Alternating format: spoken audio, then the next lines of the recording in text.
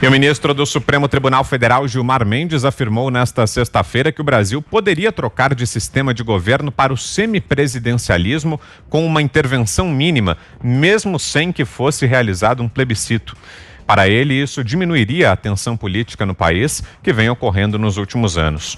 No modelo sugerido pelo magistrado, o presidente tem menos poder e o Congresso escolhe um chefe de governo para ajudá-lo a governar. Apesar de ser partidário do semipresidencialismo, Gilmar Mendes admite que o legislativo já tem muito poder. Tanto que, desde a redemocratização, 2 presidentes já deixaram o poder pelas mãos do Congresso. Abro aspas. Isso sugere uma certa parlamentarização do presidencialismo. Por isso, passamos a discutir a necessidade de, talvez, aprimorar o sistema de governo, reflete o ministro. E completa, em uma ideia de fazer uma intervenção menos radical, uma cirurgia menos invasiva, temos especulado sobre o semipresidencialismo. E aí, Fiuza, o que você acha da ideia do Gilmar Mendes?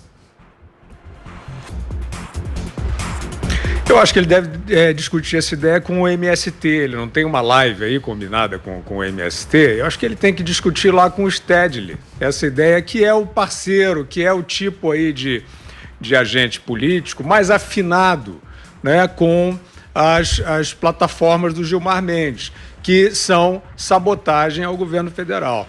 Eu acho que a gente já sabe, já falamos inclusive hoje no programa, que está muito evidente que o STF hoje é uma corte que é uma trincheira de tentativa de sabotagem ao país.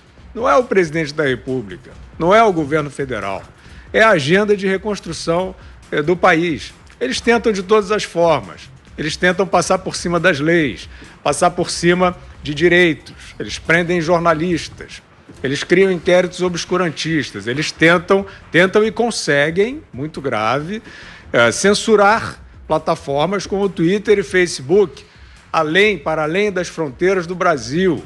Olha o precedente de autoritarismo. Esse é o jogo que esses personagens estão jogando para tentar fazer política.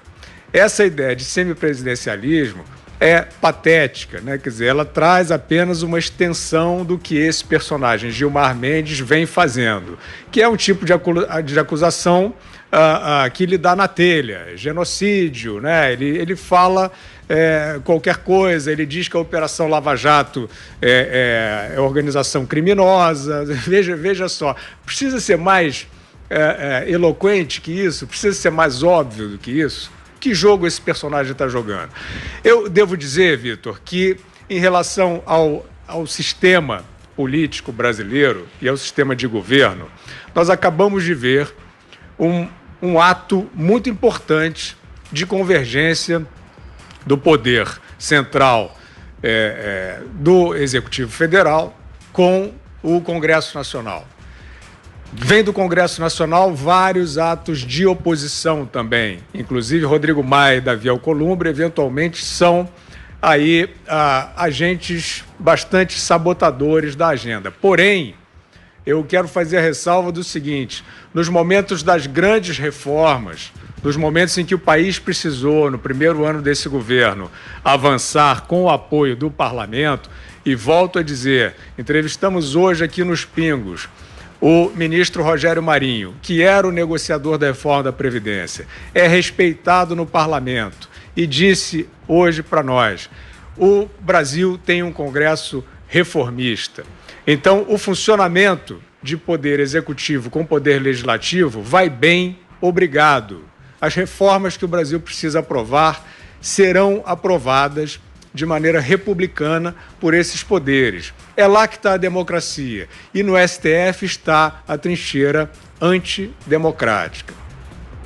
Inclusive, Zé Maria, essa live aí que o Fiuza mencionou agora está acontecendo nesse momento, a live do ministro Gilmar Mendes com o MST, mas é uma live de acesso restrito.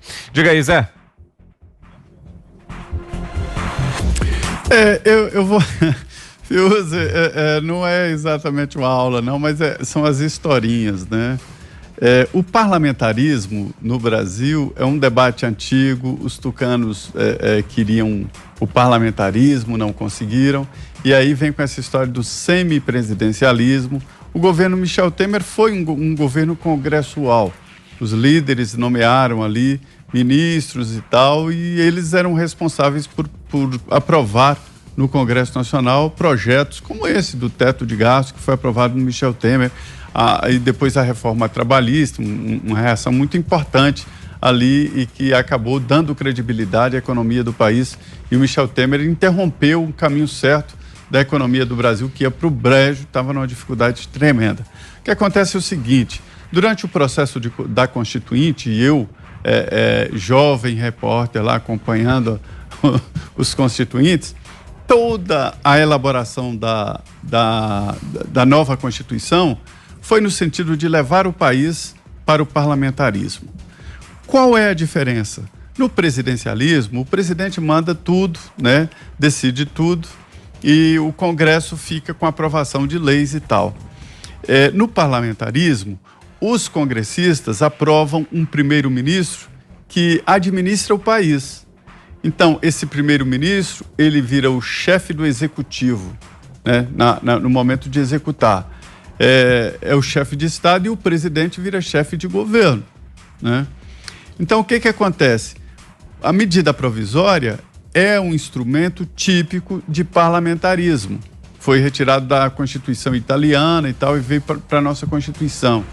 Se houvesse a rejeição de uma medida provisória, seria queda do gabinete.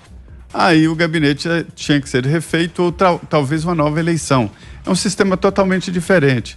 Mas no momento de votar, houve ali uma combinação de fatos, entre eles o tamanho do mandato do ex-presidente Sarney, e acabou ficando presidencialista e com a opção de um plebiscito posterior, levando o país para o parlamentarismo e para a monarquia, para se ter uma ideia.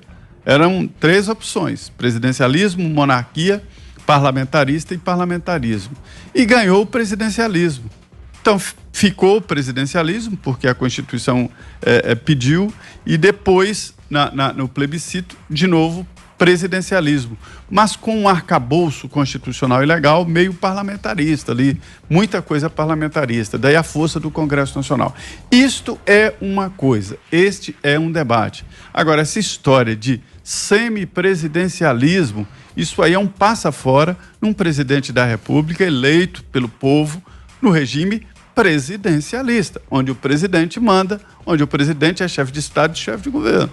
Então, quem pregar isso está pregando destituir funções, competências de um presidente eleito. Isso não é sério. Agora, quando vem de um ministro do Supremo Tribunal Federal, a situação se complica ainda mais, né? Você, Roger? Piada, né?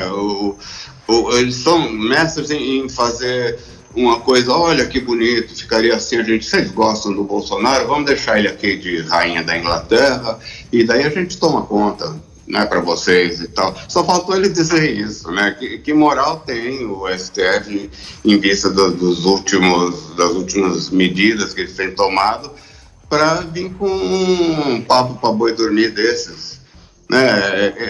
Sempre, vamos copiar, não, mas não sei em que país deu certo. Mas lá é outro povo, não é o brasileiro também, tem, né? Eles são mestres em contar historinha.